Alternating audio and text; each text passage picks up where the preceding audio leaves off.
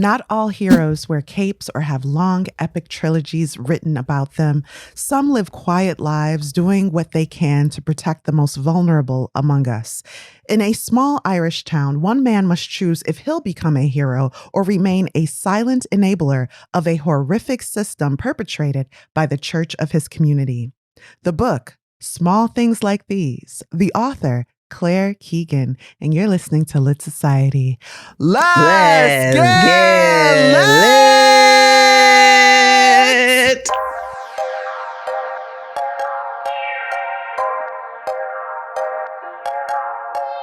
Hey y'all, hey, this is Kari. And this is Alexis. And you're listening to Lit Society, a show about books and drama. This week, we're going to bypass the theme of the week in favor of Society Says. Yes! Society Says is where we share your comments, listeners, with the rest of the literati, the rest of our lit society. And so this week, Alexis, is there a comment you thought particularly lit that you'd like to share?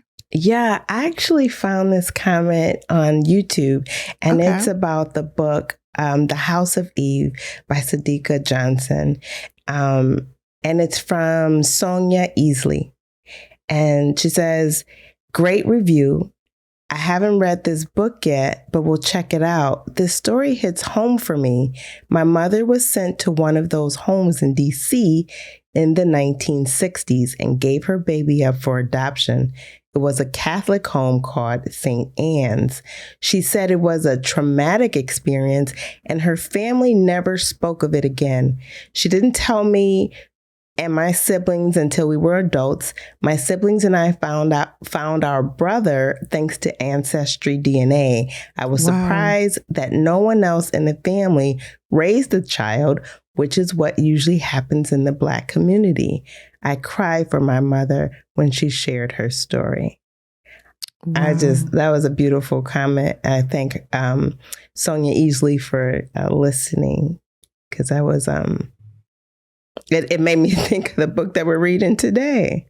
Absolutely. Oh, what a great tie. I'm glad you chose that one. It also reminds me of another comment that was similar, where someone shared that I believe it was their mother who was also in one of those homes. Do you remember that? No. Well, this is definitely part of a lot of people's history. Yeah. So very touching. Thank you for sharing. Kari, did you have a comment that you wanted to share with our literati? Yes, this comment comes from Instagram, and it's very simple. It's under a post we did about the Midnight Library, which is a book we covered, I believe, 2 seasons ago. But this is from _Laura J. Sanchez. And they say, "I love your podcast on this. Just discovered your podcast, and it is so good. Thank you." No, thank you, Laura. Thank you for listening. Thank you. That was 2 years ago. And I love it. I hope you said about 2 seasons ago. Yeah. So I hope you're still fully engaged with us. Thank you. Yeah. And thank you all for listening to our show, for leaving us comments on Instagram, Spotify, Apple Podcasts. And we may choose your comment one week to share on the show.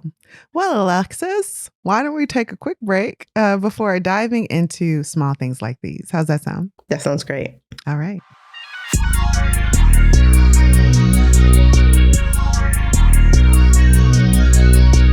And we're back. Alexis, what can you tell us about Claire Keegan and perhaps their inspiration for writing Small Things Like These? Claire was born in County Wicklow in 1968. She was the youngest of a large Roman Catholic family. She traveled to New Orleans when she was 17 and studied English and political science at Loyola University. She also got a MA in creative writing at the University of Wales, where she also taught, and an MPhil from Trinity College, Dublin. Her first and second collection of short stories won awards. She has a long short story called Foster that won an award in 2009. It's a long short story? Yeah, a long short story. Okay. It was later adapted for film in 2021, and it was under the name The Quiet Girl, and that was in May. It was released in May 22. May of 2022. It was nominated for an Academy Award for Best International Film feature film in 2023. And it was the first Irish film to be nominated in the category. And it was also nominated in numerous other film festival categories. Okay. In 2021, she published the novella that we're covering today, which is set in Ireland in the mid-1980s. It was shortlisted for 2 prizes and won the Orwell Prize for Political Fiction. There is a film adaptation that had its world premiere at the Berlin International Film Festival. I'm glad you said that. February of this year. Okay, because it's not widely available. I saw that Cillian Murphy plays the... he said the star. Yeah, he's the starring character. Mm-hmm. Okay, so it's not yet available. I was wondering how there were so many reviews about it, but I couldn't find it playing anywhere. Okay. Oh, reviews about the movie? Yeah. Oh, okay. So they were critic reviews. Yeah, that makes sense. Sure. Mm-hmm. Yep. The 74th Berlin International Film Festival. She was named Author of the Year in conjunction with the Irish Book Awards in 2023. Her book, So Late in the Day, was also shortlisted for the Irish Novel of the Year, also in 2023. I haven't found anything that spoke to her inspiration. I don't know if you did, but she said this book is not based on any particular person or individual, and that she writes her stories like based on places that she's been. But there is a specific location where stories similar to this has happened. I'll say it that way. Oh, and for sure. Yeah, and that is our character. And I'll say that stories like this. You're good. So I'll say stories like these have probably happened all over the world, but especially in communities that are closely controlled by churches. We see this more and more. So I thank you for that. I did see that Small Things Like These is dedicated to all women and children forced into the Magdalen asylums in Ireland. And it is a book of historical fiction. Well, Alexis, why did you choose this book? So, I love short stories, first off. And you had How many pages is this? Like 130 or something? Less than that, like 115. Wow. So you had sent me a list of a post about short stories you read when you're in a reading slump. So I just kind of perused that listing and I came across several mentions of this book. So I was like, ooh, I should add that to my list. Let's get in there and cover it. So that's why. Yeah, especially with our schedule, reading a book each week. Sometimes you need to throw a shorter one in there. And so far, they've been just as impactful as the larger books. We've chosen some really great short stories. Yeah. Who do you think would enjoy reading this book, Kari? I think if you enjoyed Remembering Laughter by Wallace Stegner, that was a book we covered a season or two ago. Also a short book that is really character focused. You're really living inside the minds of these people who live quiet lives. What motivates them? How do they see their purpose? And when are they brave enough to take some heroic action, I guess. So if you enjoyed that book, our coverage of it, I think this is definitely the book for you. And like Alexis mentioned also, if you're in a reading slump and you don't have a lot of time, I think this is a great book to either listen to or read the pages of. It's definitely a day read, so you could probably finish it within a day. Even less than that, like a couple hours, honestly. Yeah, and so that's always great. Yeah, that is. Well, it's a great recommendation because I felt that book very much, I guess, in the style of writing. Yeah, exactly. Me too. I thought about that a lot while remembering laughter a lot while reading Small Things Like These. So Alexis, thank you for all of that lovely information. Without further ado, are you ready to take a deep dive, a spoiler-filled deep dive into Small Things Like These? Yeah, you have the floor. Thank you. Right. Thank you. Okay. Spoiler-filled deep dive. Okay. Although this book, actually the book is just a couple years old, so but we are going to 2021, I believe it was published. Yeah. Okay, so it's autumn in a town called New Rose. New Ross. It's cold and it's rainy. Bill Furlow is a coal and timber merchant. Furlow has come from less than nothing, right? His mother got pregnant at the age of 16 while working as a domestic for a Protestant widow named Mrs. Wilson. And she lived in this big house like a few miles outside of town.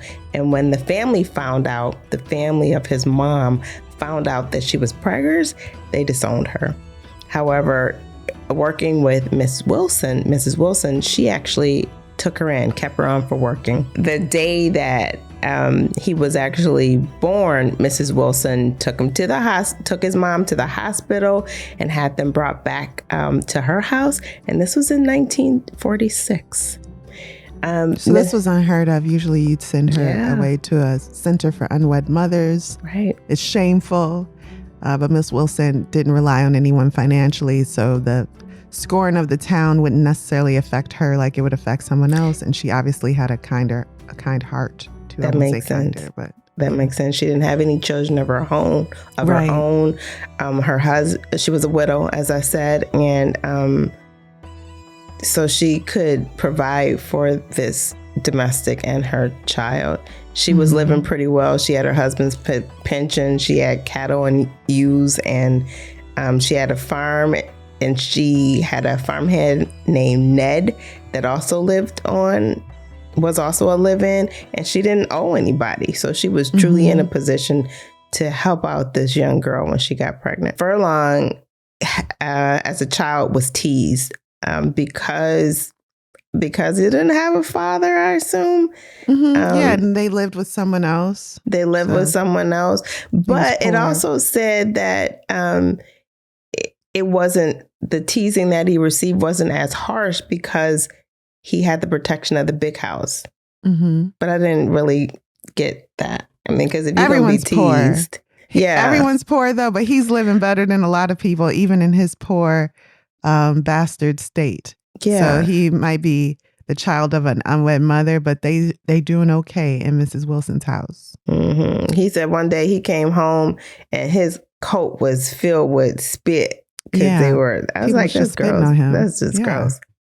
But again, he didn't get as much bullying as somebody else might.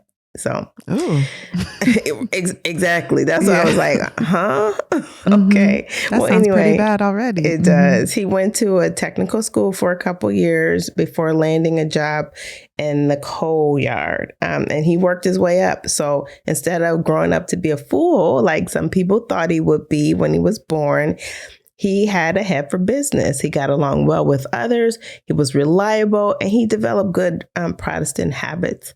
Now, he lived in town with his wife, Elaine, and their 5 daughters. Mrs. Wilson gave Furlow a few $1,000s when he got married. And people said it was because of one of her own probably fathered him. What did that mean, though? Like one of her own employees? So that's what I didn't know, because I was thinking Ned worked on the property. So maybe it could have been family, one of her own. But you say one of your own when you're talking about family, right? Yeah. So I don't know. And I like that. This book tells you as much as it needs to move the story along. But it doesn't overindulge in details. Yeah. So Furlong never knew who his father was. His mother died suddenly of a brain bleed when he was 12.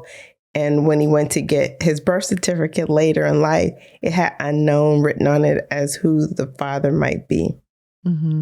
But it's not something he dwelled on every day about who his father was. So that's not something that he dealt with every day. He had, as I mentioned, 4 daughters.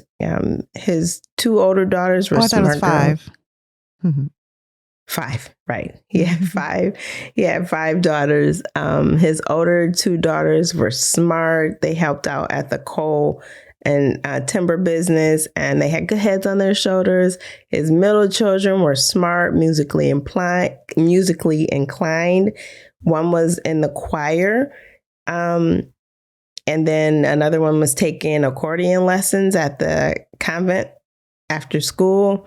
And his youngest was smart as well. She even won a prize for one of her drawings. In his life, he kind of reflects on the small things about his daughters. The fact that they were well behaved and they behave well publicly as well. And that gave him like a private joy, he said. Around 1985 was a time when people were leaving Ireland or this small town for London, Boston, and New York. The times were tough. The company that his wife actually worked for had gone out of business.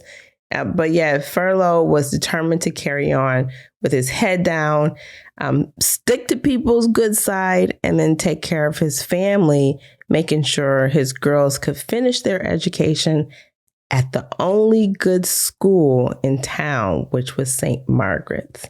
It's nearing Christmas, and the family is out one evening on the first Sunday in December, and that is for the turning on of the Christmas lights. And so they're watching the lighting. After the lighting, they go home and they make Christmas cake, and then everybody helps with this. I like this little part of the story because it kind of describes everybody chipping in to make this Christmas cake, which is really cool because I don't like to cook with anybody. So you don't like to cook with anyone? Okay. So it was nice to hear it that the family prepared this Christmas cake together. Yeah.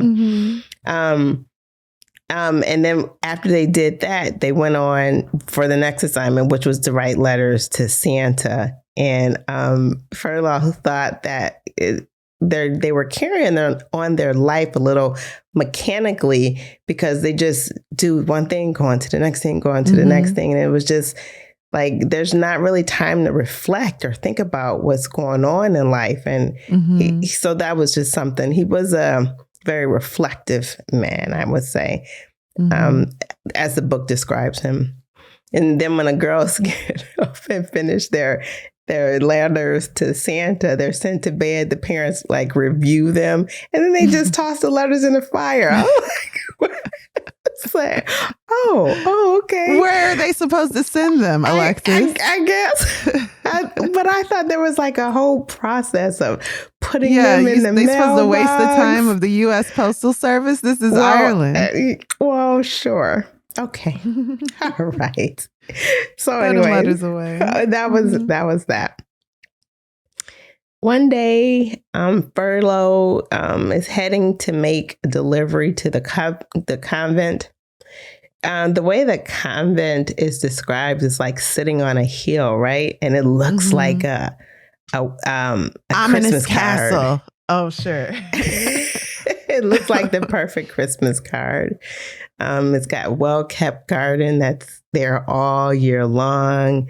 The evergreens and the yews are just prominently out there. So it's beautiful, right? The nuns are in charge of the convent, and they ran a training school for girls, providing basic education. They also ran a laundry business, and there wasn't much known about the training at the school, but the laundry had a really good reputation.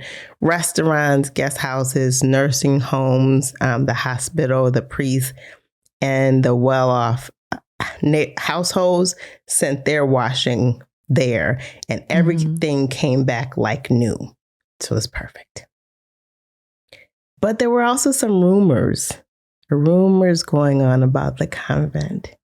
And you really didn't know what to believe, but the rumors were out there. One rumor was that the training school was for low character girls. And they spent the days there being reformed, doing penance, and by washing stains out of the dirty linen. And they worked from dawn till night. One local nurse said she'd been called out to the convent to treat a 15-year-old with varicose veins from standing so long at the wash tub. Another rumor was a nun who worked there nuns there worked their fingers to the bone, and they had hearts of gold and problems with their eyes, and they weren't allowed to speak, only to pray, and that some were fed no more than bread and butter for half a day, but were allowed a hot dinner in the evenings once their work was completed.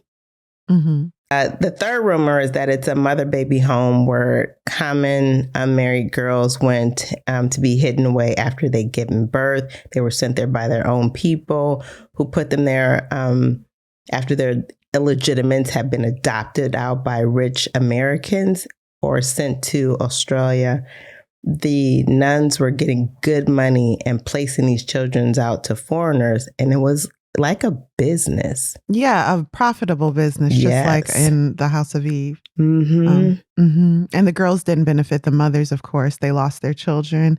And I think they had to stay there and work for a time, just like in House of Eve. Yeah. Furlong didn't like to believe any of the rumors, right? But one evening he came to drop a load off early and no one was in front. So he had to kind of walk around the back and he came across this fruit orchard and he was like, I'm getting ready to go get me a piece of fruit. But when he went on the other side tried to go on the other side, a goose came in, a flock of geese kind of fought him off. It's like, get out of here, get out of here. Okay. That's what they do in real life, though. Yeah, so geese are evil. Totally saw this happening. You know, I was thinking Black Cake too. Am I confusing House of Eve and the story of Black Cake? We don't talk about such a place in Black Cake. Yeah, she has a child. And then she had. Mm-hmm. And then it is sold for profit, but she doesn't stay and work. Yeah, she doesn't stay and work. They take her. She stays there, and she gives birth. And they take this is a horrific experience. It seems a lot of authors pull from.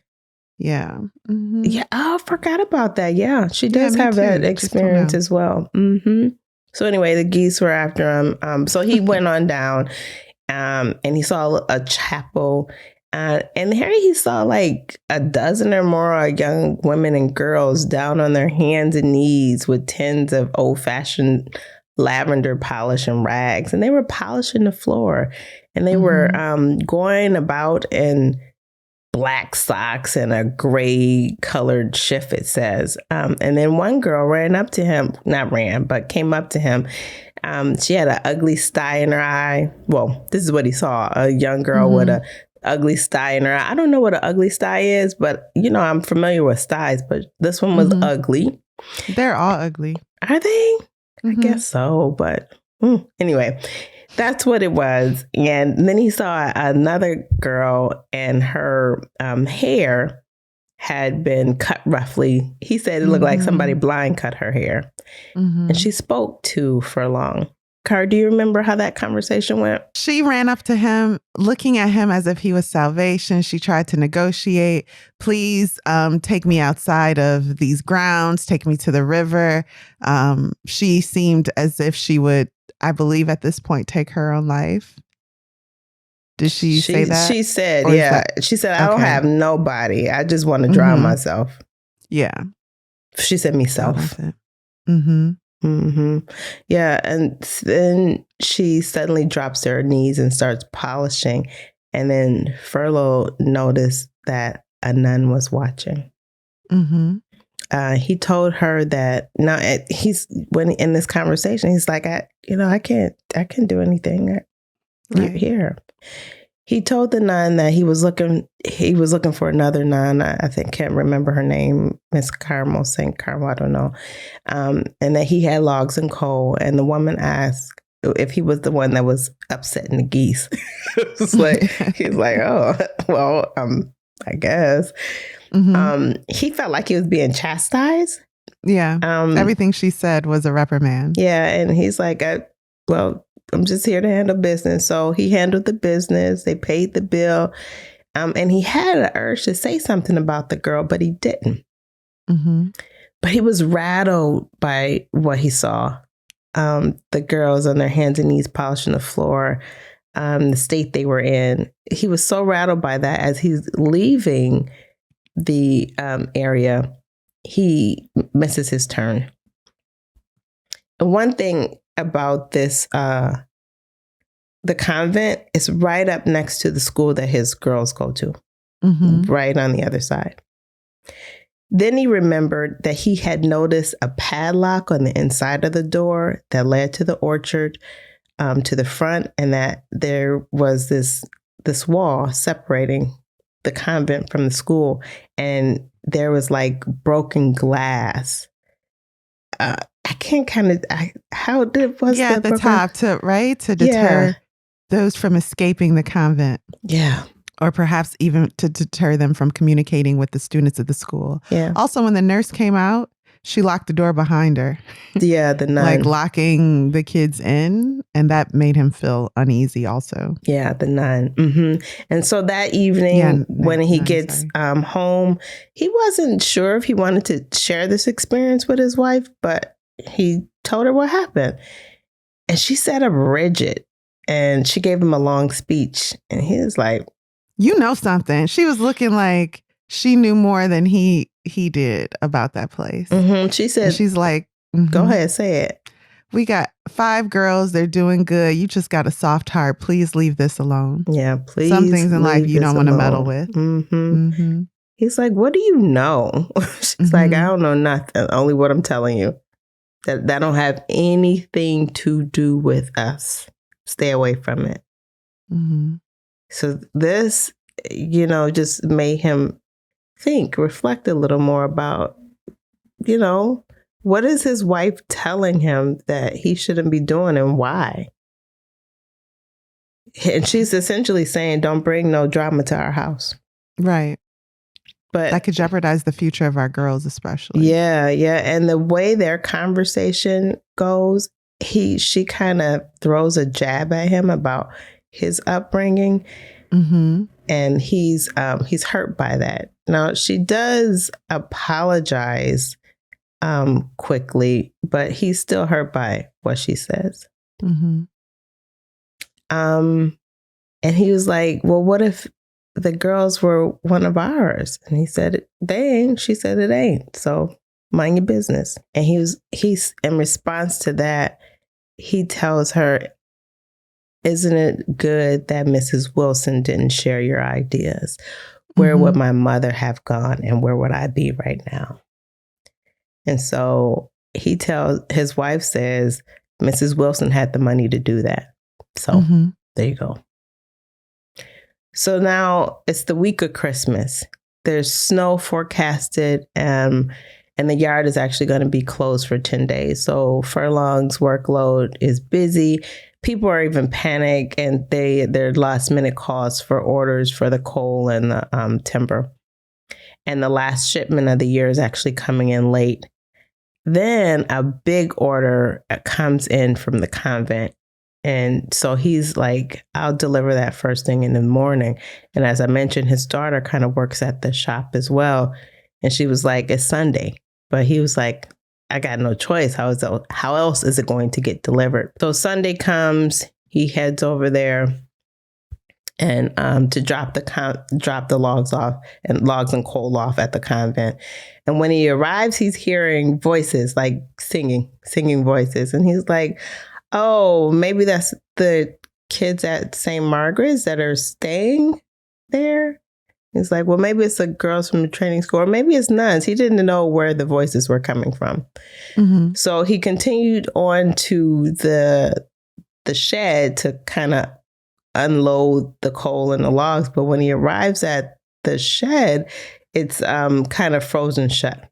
And he's been having problems with frozen shut locks. So anyway, he's able to get it open. And it's he says it's not unusual to find like a dog in the shed. So when he opens it, he sees something there and he's just like not sure.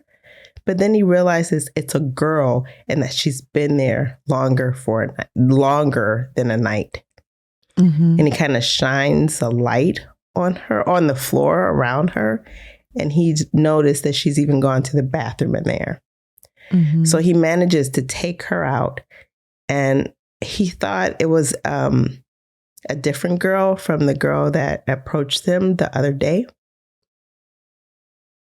And he asked her how she came to be in there, but the girl doesn't respond. And so he takes her to the front door of I think it's of the chapel, maybe. Oh, I thought she mentioned her child. We're getting there. Oh. He takes her to the front door and kind of, knocks, rings the bell. When he rings the bell, a nun opens the door, looks out, it's like, and then hurries up and shuts the door. And so while he's standing there waiting for somebody to come back and open the door, because they're actually standing out there for a while, the girl is like, ask them about my baby. He must be hungry. The child is 14 weeks now. They've taken him from me, but they might let me feed him again if he's here. I don't know where he is. So he's hearing this, but I don't think he's responding at this point. He's just listening and taking it in. And then suddenly Mother Superior comes to the door and she thanks him for coming this early. And she's sorry he had to encounter all this. And then the girl turned and said, then she turned to the girl. Mother Superior turns to the girl and says, where were you? We're not long looking for you. We're about to call somebody. And Furlow spoke up and said the girl was locked in the shed all night. Whatever had her in there. The Mother Superior tells the girl to go upstairs and take a hot bath. And poor girl. Can't tell night from day sometimes. It's really weird. She insists that Furlow comes in as well. And she's insisting that he comes in. And he's like, no, I'm in a hurry. I got to go home and get changed for Mass. And he's like, well, she said something like Mass is here too. Anyway, she insists that he comes in. She said, come in till you're done hurrying and then you can make the next Mass. That's what she said. So he goes in following Mother Superior and he sees some girls in the kitchen cooking and prepping food. And there's the nun that initially came to the door is in the kitchen as well. And he's like, the kitchen is immaculate. It's just, working and clean for sure. So she takes Furlow into this big room with a fireplace and she says that they're going to take care of the girl and let's get him some tea. And then the young nun kind of brings in some tea nervously. When the Mother Superior returned, she asked Furlow about his family and how his girls were at school and his daughter in the choir, that she fits well, and if he had like 5 or 6 children. So they're having a conversation. And then she asked if it was disappointing not having a son to carry on the family name. Kari, what did he say to that? Oh, he took his mother's name. Yeah, and no, there was nothing wrong with him. He said, I don't have anything against girls. His mother was a girl, you a girl, and so no problems here. It's a weird statement for her to make. Yeah, he's like, I don't know what the big deal is. Then the girl came back and cleaned fresh clothes. Well, he makes a statement like, you're missing a place setting. So you have tea made for me, for you, but there's one more needed for the girl. Oh, I missed that. And they're like, oh, of course. That's what I remember anyway. Okay. Because the nun was still there with the tea set, but she only brought in tea for him. That's right. And then the girl comes in with what he looks at as a costume. He's like, nothing about what you're wearing now looks like you wear it every day. It looks like a theater costume, like a show is being put on for me. Yeah. No, so the mother invited the girl to come and sit and have tea and cake. And the girl even looks like she's like nervously excited to have this cake. You know what I mean? And then the mother asked the girl why she was in the coal shed. And all you need to do is tell us you're not in any trouble. But the girl was like nervous. She's afraid. She's frightened. And the girl says, they hid me. So they go back and forth in this little conversation about the girl playing hide and seek. And didn't they think now the girl didn't say she played hide and seek. She just said they hid me. And then the Mother Superior says, did they not think to let you out when the game over, and the girl busts out crying. And the mother told her, you're just frightened. You just need a good breakfast and a nice long sleep. And so the mother tells the nun that's still in there to go cook the child up something and then leave her idle for the day, leave her alone for the day. Furlow could tell that they wanted him to leave, but he decided to be contrary. He was a man among women. So he was like, listen, I'm just no one's going to kick me out. Yeah. But they had a little small talk about an upcoming snow. And then she handed him the annual Christmas gift and told him to invoice them for the load. And as he was leaving, he goes through the kitchen to leave the same way he kind of comes in. And he actually engages the girl and asks her what her name is. And she gives a name like... it's a boy's name. Yeah, it's and a he said, boy's what's your name. real name? He asked her what her real name was, and she said Sarah. Yeah, and so she tells him her name. He tells her his name. And it's like, call me if you need anything, or don't hesitate to reach out to me, that kind of thing. Mm-hmm. And when he got home, his wife, Elaine, is like, you missed the first mass. And he told her that he was at the convent and they wouldn't let him leave for tea. And in his responses, his wife feels like something is wrong. She's like, what's got you out of sorts? And I don't think he reveals it at that point, does he? Mm-mm. Yeah, No. He doesn't do it. So he just gets ready to go to mass. So, but after mass, he decides to go and visit Ned, the farmhand. If you remember, well, I didn't say this, so you wouldn't remember, but he goes to visit Ned. They had heard that he was ill. So he was like, his wife is like, why are you going to visit him? But he's like, well, you remember he's sick, so I'm just going to go check on him, see how he's doing. And Ned was Mrs. Wilson's farmhand. So right. Bill Furlow grew up with Ned. Mm-hmm. And Ned was always kind to him. Yeah. So he's just checking in on him. Yep. And so he's remembering, as he's heading over there, he's driving over there, he's remembering seeing Ned at some point when he's older and asking him if he knew who his father was. And Ned told him that there were a lot of visitors that came to the house the summer before he was born. There was family of the Wilsons, friends of those family members. So only God knows who your dad is, because I don't. Mm-hmm. But it's probably somebody higher in rank or Mm-hmm. class. Yeah, Mm-hmm. yeah. And so when he arrives at the house, he asks for Ned at the house, and he learns that Ned is now convalescing, so he's no longer at the house. And then the woman that comes to the door says, you look like family. You actually look like Ned. Is he your uncle? Mm-hmm. So he's like, mm-hmm. It never occurred to him. Never occurred to him. That they look alike. Now, when does he hear Ned singing? That was when he was reminiscing about going back and having that conversation with him.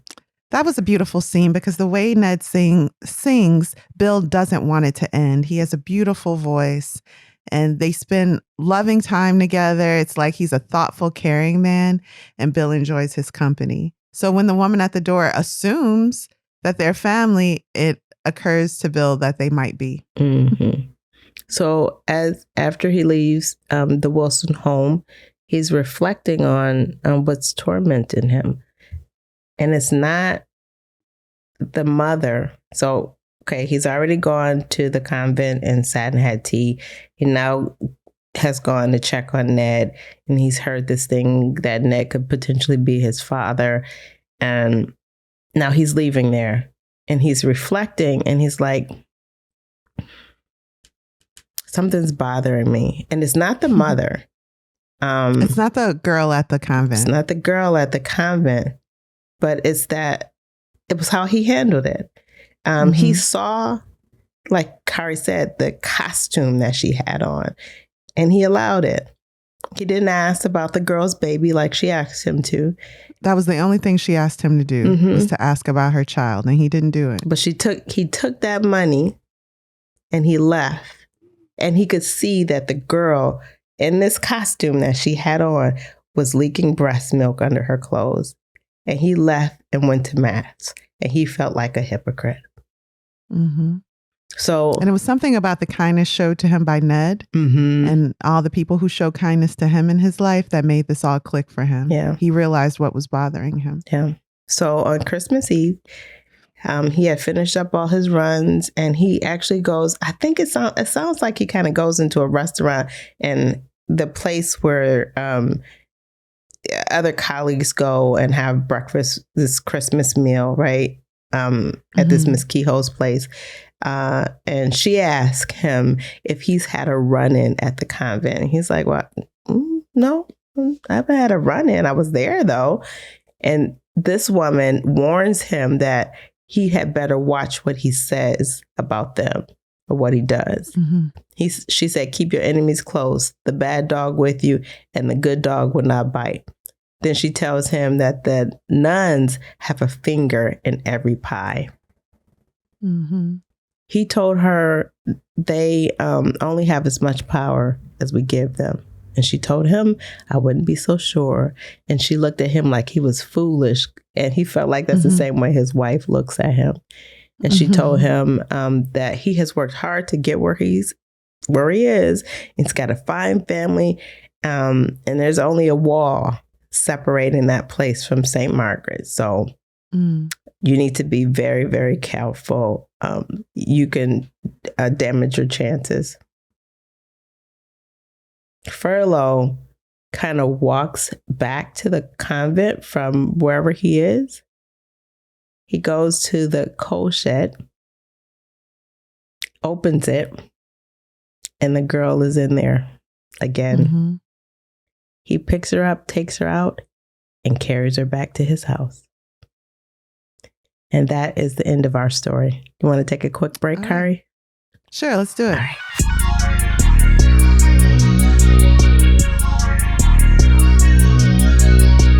And we're back. So, Kari, that is our book. What's your final thoughts? And would you recommend this book?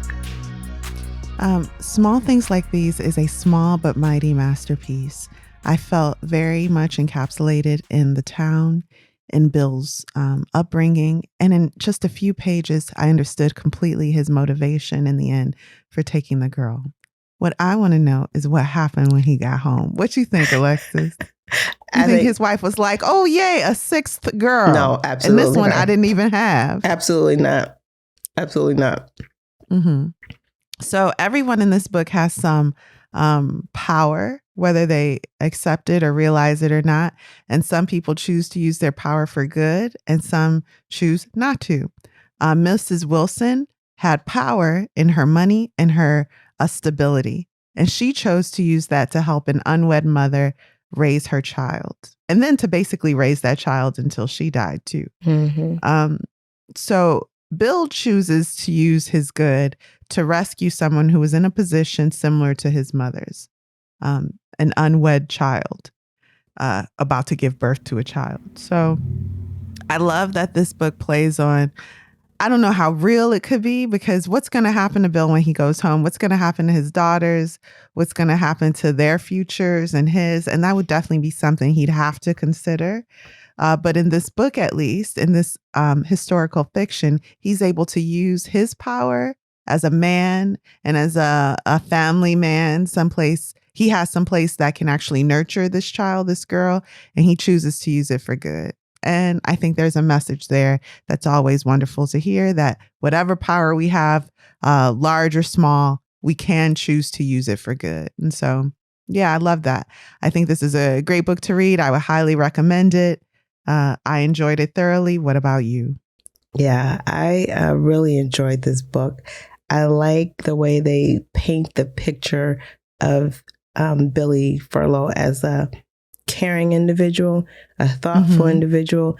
The many times they have him reflecting on life is I appreciate that and building that character so we get to the point of why he would actually go back and walk away with this young girl. So I would recommend it. I echo your thoughts completely. It was a great book. I would definitely read it again and would definitely recommend it. Hey, well, thank you for that, Alexis. What are we reading next week? No Country for Old Men by Cormac McCarthy. That's right. That's a semi-classic. McCarthy, known for the Pulitzer Prize award-winning The Road, which is a post-apocalyptic book. Ooh. Now, No Country for Old Men is a kind of a Western, kind of. Okay. So content warning for that book. It does involve some violence. We want you guys to know before you dive into it. Very poetic in the way it's written, however. So thank you for listening to Lit Society. Lit Society is brought to you by Alexis Honoria and Kari Herrera. Please support the cause by subscribing to our email newsletter at litsocietypod.com. Please listen to our show wherever you listen to podcasts. If you enjoyed what you've heard today, tell a friend about Lit Society. We appreciate it. We love you guys. We love you. Yeah, and until we see you again, read something.